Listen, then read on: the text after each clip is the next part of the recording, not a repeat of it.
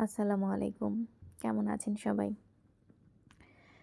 আজকে দুপুর 12:30টার দিকে গিয়েছিলাম ব্যাংকে।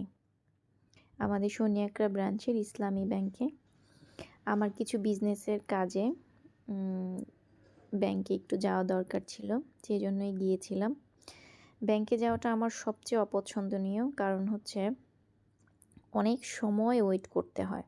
অনেক সিরিয়াল ছিল। এখন প্রায় ২টা ২:৩০ বাজে। এখন বাসায় যাচ্ছি। তো ব্যাংকের পাশেই হচ্ছে বর্ণমালা স্কুল।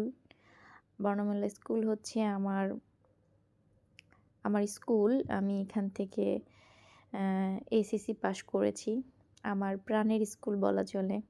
অনেক স্মৃতি, অনেক ভালোবাসা, অনেক মধুর সময়গুলো আমি পার করেছি এই স্কুলে। যাই হোক সেখান থেকে আসলাম। এসে দুপুরে গোসল, লাঞ্চ করে-টোরে